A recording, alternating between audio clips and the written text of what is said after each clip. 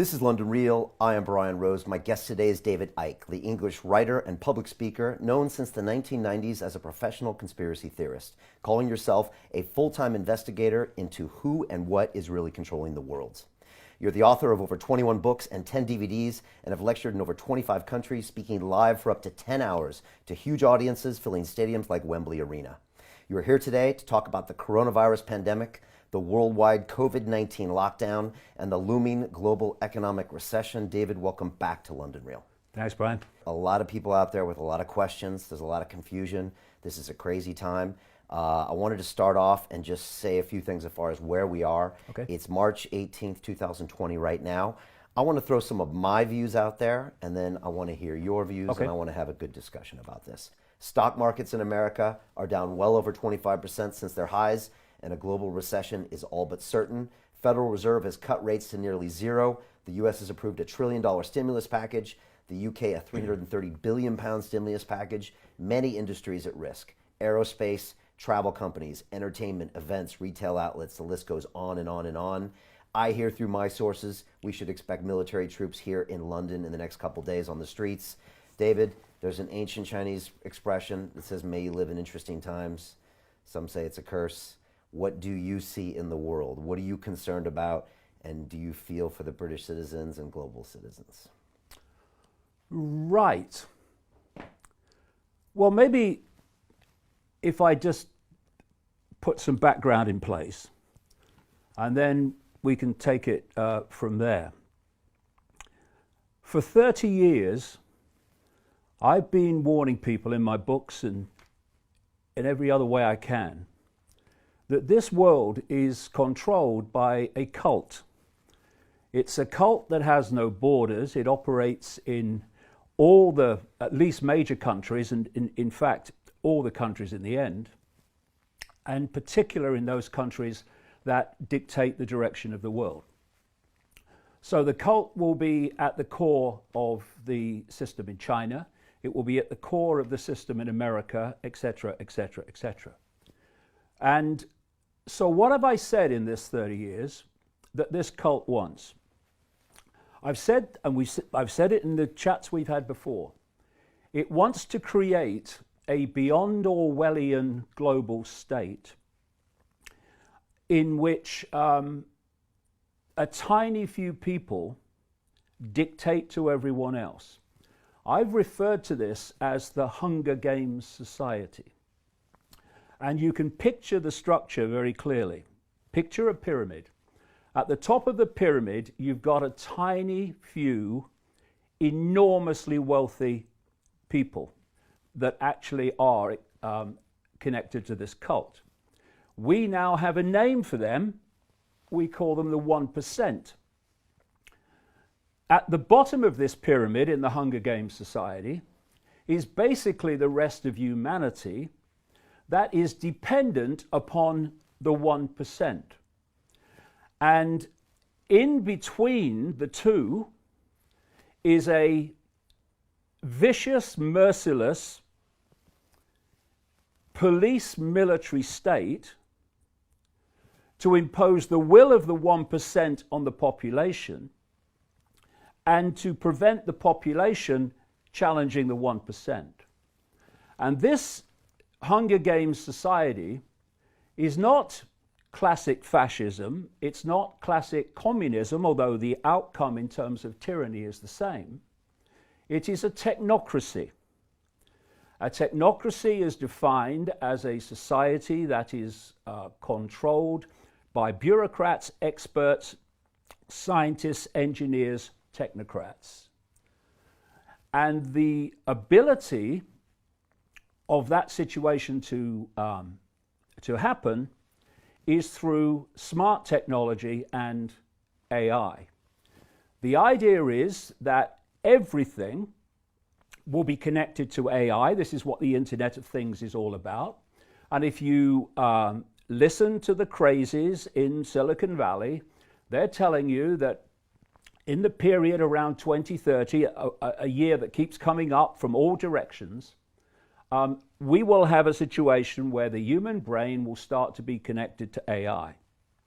And thus, whoever controls AI will be connecting and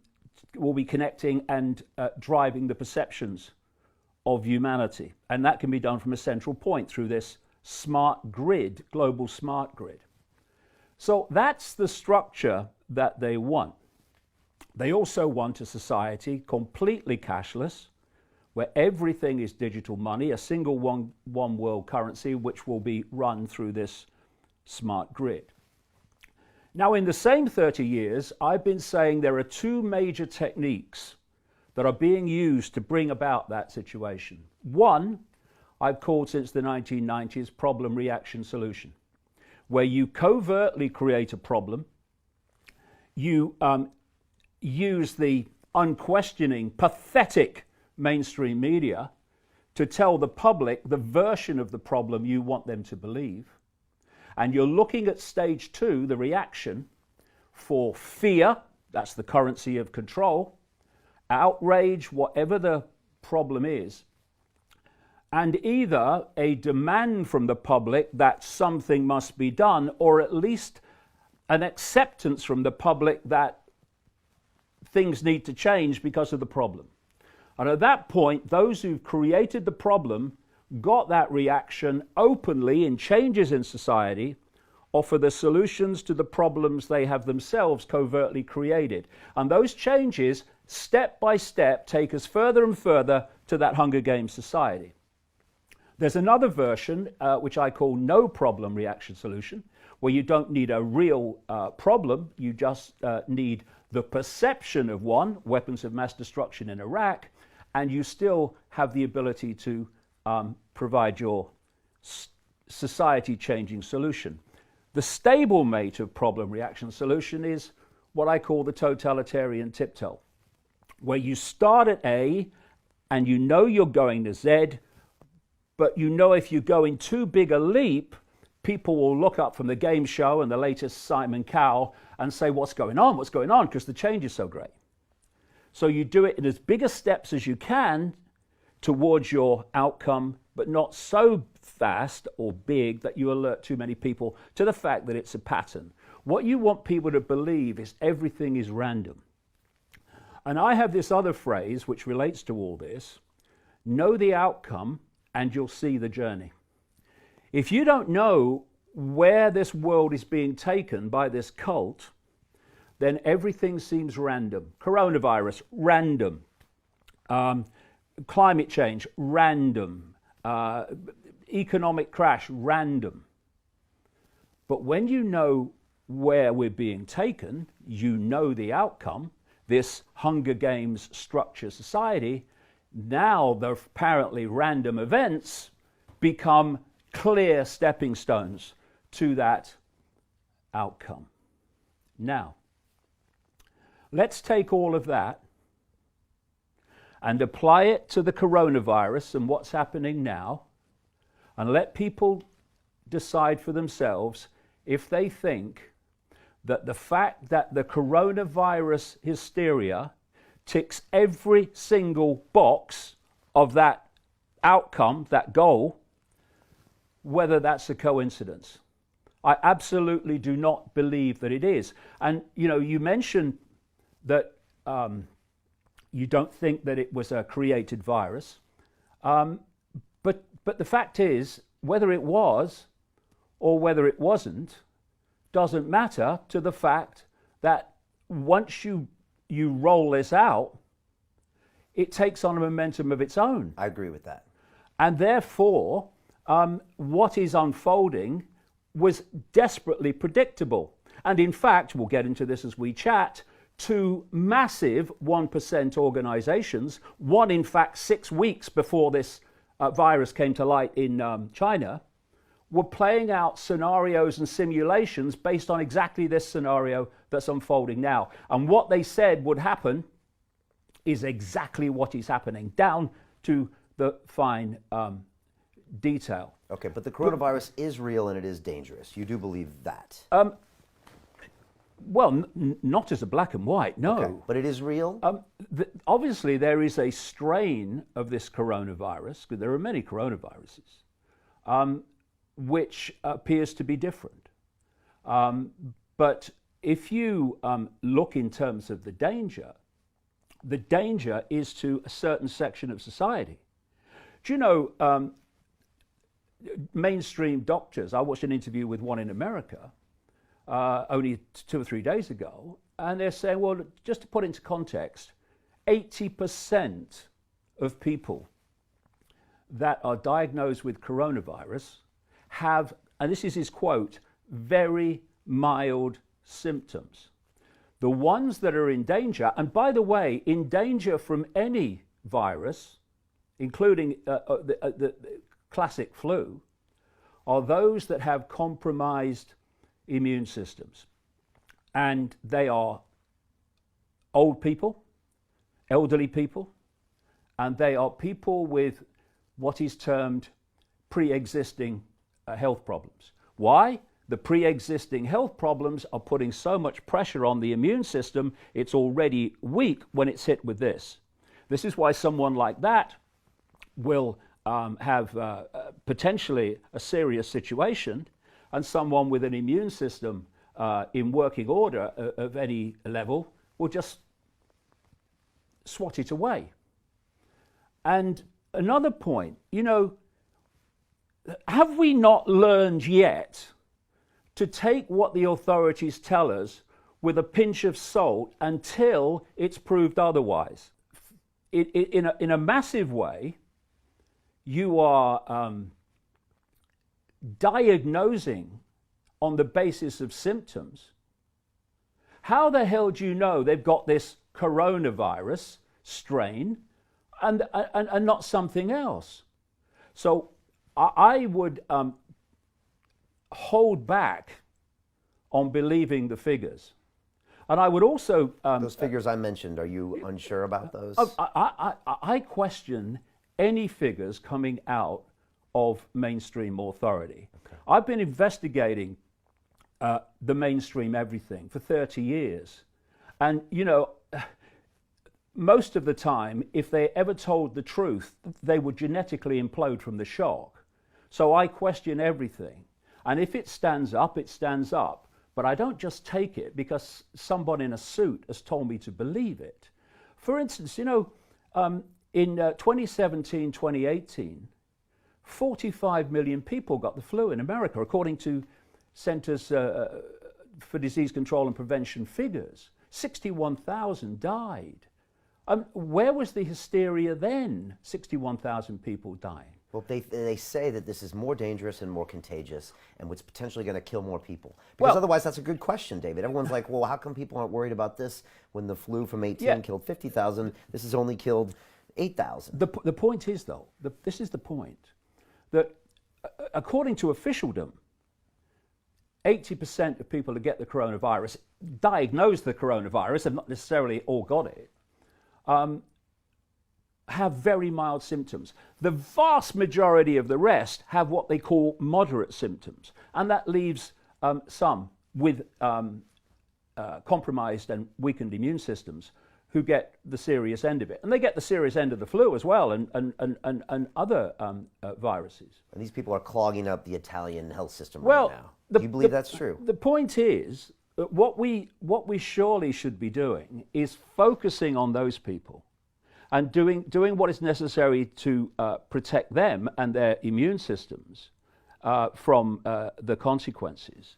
But to have the vast majority of the population who at most will have mild symptoms, some even no symptoms, and for that you destroy, because that's what's happening before our eyes, Brian, you destroy the world economic system. Now, let's go back to how I started. One of the things I've been pointing out as a problem reaction solution that was coming to transform human society, including, by the way, one of the things I said was coming in my earlier books was a pandemic, because of all the boxes it ticks. But what I have been saying for the best part of 30 years is they are planning an enormous economic crash. And I've been saying it even more since 2008, because 2008 seemed to be a nightmare. The point I'm making is what they want is something that would make 2008 look like, you know, a Sunday school tea party. And so this coronavirus hysteria gives the excuse to do what they're doing, and the outcome and the consequences of what they're doing is to dismantle the world economic system. Now, another thing I've been saying, this Hunger Games society, I've been saying this for a long time, is designed to have no small business, no even medium-sized business globally, just gigantic corporations that control and produce everything. Amazon is a classic example of what I'm talking about. What this coronavirus hysteria is creating is a situation unfolding by the hour worldwide that is destroying small business, family business, even medium-sized business, some even relatively big businesses too. It's destroying them. The big legacy of what is happening now will not be to do with health long term, it will be economic. I agree with you. It's going to be catastrophic. Now, here's the point. What happens to those people whose businesses collapse? What happens to all those people who were working for those businesses? For bars, for hotels, for all these businesses that have been targeted, don't go there, shut down. What happens to them? They fall into the bottom of the Hunger Games society. And what we're seeing now, every day, is this Hunger Games society coming closer and closer and closer because of what's being done in the name of protecting the people. I got news for you. You go deep enough into this system, they don't give a shit about the people. We are being asked to believe now that this system cares about old people. We must protect the old people. We must destroy the world economy to protect the old people. Oh, these would be the old people, would they, that have paid in their entire life through taxation and other means, and at the end, in their final years, they get handed a pittance of a pension which gives them the choice between being warm or being hungry.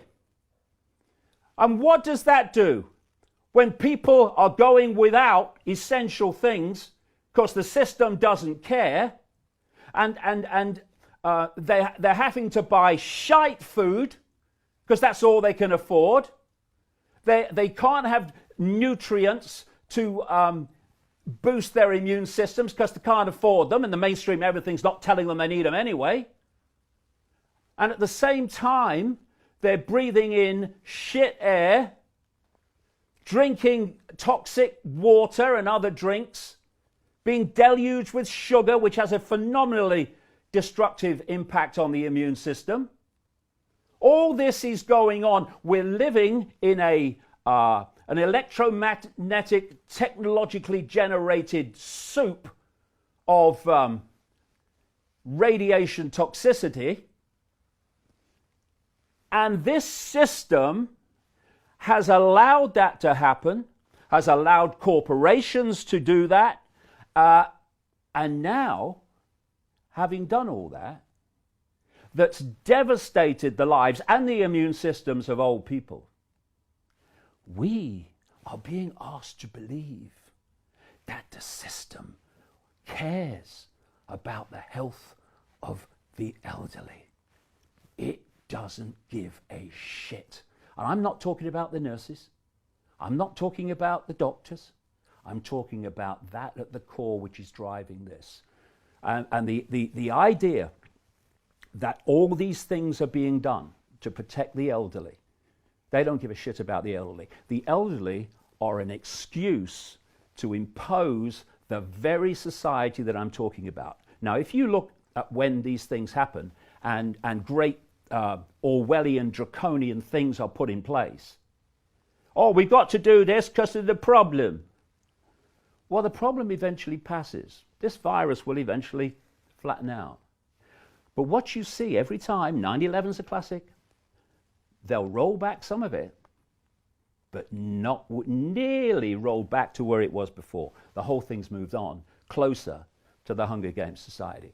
Another thing you're going to see, oh, and by the way, I mentioned that a great goal of this, and I've been saying this, when did I first write this? About 1993. They want a cashless society, a digital cashless society, one world currency, which has phenomenal implications for freedom. They want rid of cash. And when I said that, there was lots of cash in circulation. People going, end of cash? Now look at it. And you know, what was it this guy Tedros, the head of the World Health Organization, a man I wouldn't trust to tell me the time in a room full of clocks, by the way, he said, don't touch cash. Use cards because the virus can pass on through cash. I've come up here today for this chat 3 times in places that are always cash. I had cash turned down. No, we're only taking cards. And when this runs on, they're going to be justifying a cashless society on the basis of that you can pass viruses on through it. They're going to be saying, we can't have this again. We can't have this happen again. So you're going to have more technological testing of people for whether they have a temperature and all this stuff. And the whole surveillance is going to move on, exactly as it has in China. Right. If people thought China had reached the point of beyond Orwellian, well, you just look what they've brought in as a result of this coronavirus. Okay. I want to talk about that technology because it's a very good point. But now Italy right now, we're looking at Italy, and from what we can see and hear, the hospitals are chock full of people that are dying. There's not enough respirators, etc. I mean, surely we must do something about this, David. I know what you're saying is that these things will pass and we're crushing our global economy, which actually has bigger implications than the health. I agree with you. This will ruin people's lives. Well, not only that, it will cause massive amounts of ill health and death. I agree with that too. I agree with that. It's just pushing it down further. But what about these people that are dying and clogging up hospitals and the fact that could happen with the NHS? That is a reality. Well, I've thought all along, and it seems to be the case, that the strain that is prevalent in Italy is something of a stronger nature than what's generally circulating, and also in Iran. It was a little odd. And members could have been a coincidence. Well, I mean, you know, after 30 years, Brian, coincidences are something I have to be very well persuaded, because coincidences don't turn out to be so. They turn out to be made to happen. Anyway, I mentioned that one of the problem reaction solutions that I've said in the books over the years that they were going to use to justify this Hunger Games society was a pandemic. You look at the movie Contagion, I think it was 2011. I watched it last week. It's basically coming out of China and stuff like that. Yeah, Steven Soderbergh, it's got Jude Law in there, and Gwyneth Paltrow. It's very interesting. Very well made. Yeah, but you know, I've talked to you in previous chats about something called preemptive programming, where they preempt something to put it into the subconscious mind, even the conscious mind, through Hollywood, and then suddenly it kind of happens for real. But I was sent a document from 2010 that was published by the Rockefeller Foundation. The Rockefeller Foundation obviously is a front for the Rockefeller family, which is fundamentally involved in this global cult. In fact, the Rothschilds and the Rockefellers were the creators of the World Health Organization, which is there to control health policy and direct the perception of health in all its forms from a central point. You don't trust the WHO at all? Well, it's currently headed by a guy called Tedros from Ethiopia, who was a Politburo member in a Marxist government that's been running Ethiopia for a long time. He was health minister and was exposed 3 times for covering up cholera epidemics in Ethiopia. And now he's head of the World Health Organization telling us about the coronavirus. You will understand if I don't agree or even believe a word that comes out of his mouth. See, these organizations are not there to serve the public. They're there to serve this agenda. So who came out and said, oh no, don't touch cash, you pass on the virus, just use Tedros, same guy. He's the one that praised China for a wonderful job they did with the coronavirus and what have you. Now, this Rockefeller Foundation document was about a scenario involving a flu pandemic. And it described what would happen, that China would use authoritarian, draconian methods to meet the challenge, and then the West wouldn't basically start like that, but then would become the same. And this whole global lockdown was described in this document. And then we moved to 6 weeks before the virus came to light in China. And we had something called Event 201. This was a simulation of a coronavirus pandemic, which involved the World Economic Forum, which has its meeting every year in Davos. This is the 1%, and involved the Bill and Melinda Gates Foundation. Bill Gates, the guy that wants to vaccinate the frickin' world, and, by the way, is funding the electronic tracking of people so that the authorities know if they've been vaccinated or not, through an organization he funds called Gavi. And they ran this simulation called Event 201, in which they inserted, scenario or simulated news reports. And if you watch them, you can see it on the internet. It's just like the news reports we're seeing in the media. And they were discussing, okay, what can we do? And there was a whole area of this simulation where they're discussing how they control information. And they're saying, how do we deal with the anti-vaxxers? How do we make sure that the official narrative of the pandemic is the one that's dominating the internet and all these lines of communication, and not what they call conspiracy theories, putting another point of view. And all these things that they talked about in this scenario have happened. We've had Facebook and Google saying that they're going to make sure that, first of all, the World Health Organization version gets free advertisements, and they're going to suppress the other opinion, what they call conspiracies and what have you, and disinformation and fake news. Who decides if it is? They do.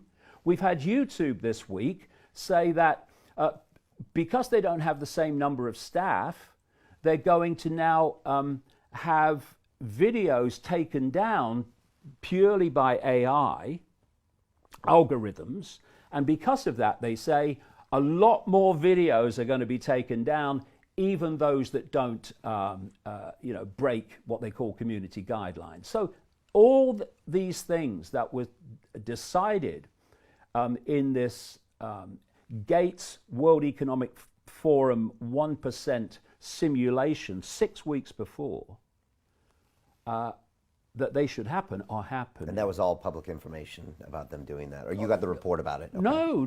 I read the actual document of the Rockefeller Foundation and its scenario, which is exactly what's played out.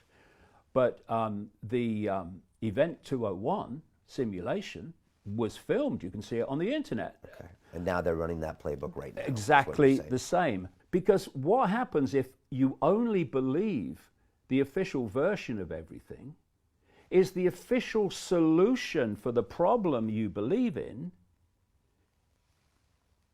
is going to take us further and further down the road to a society that would make George Orwell bloody wince. And all the things that I've said this cult wants, this cult is getting as a result of this coronavirus. Okay.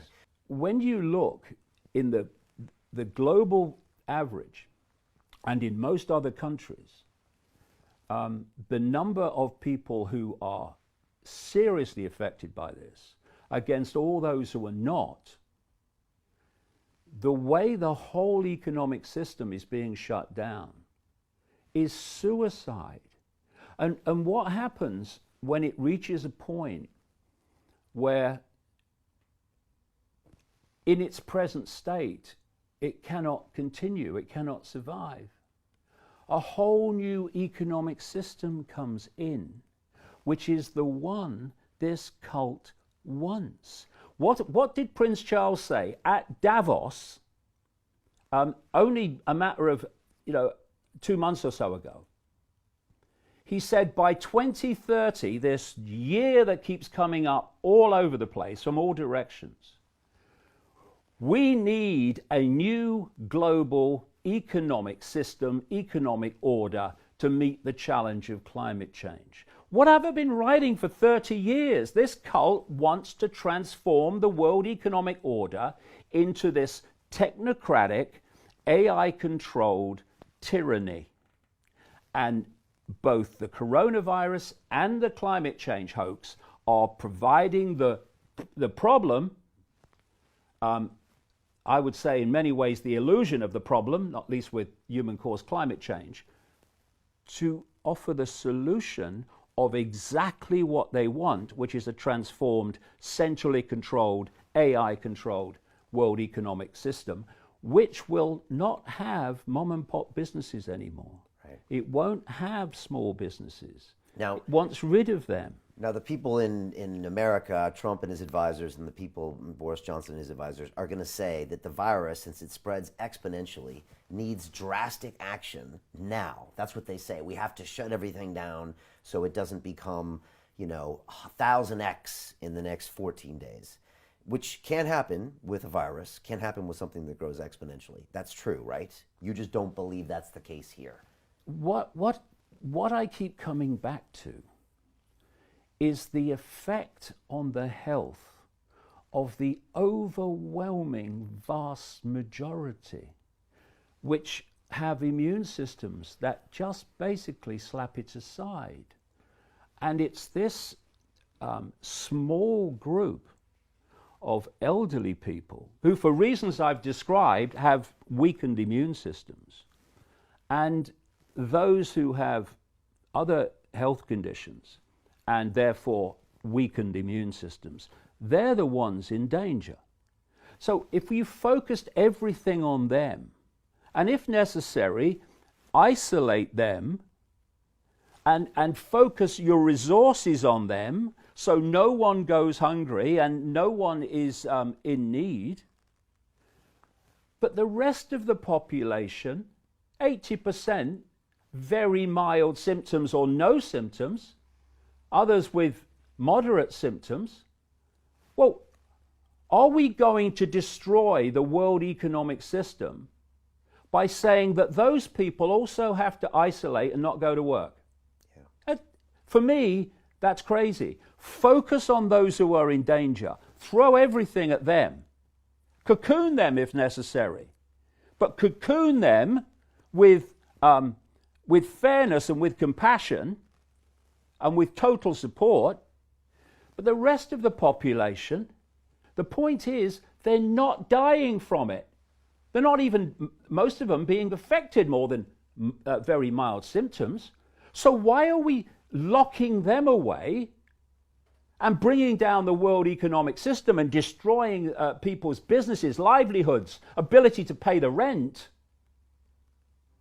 Why are we doing that? and not just focusing totally on those who could have a serious problem because of their immune system deficiencies?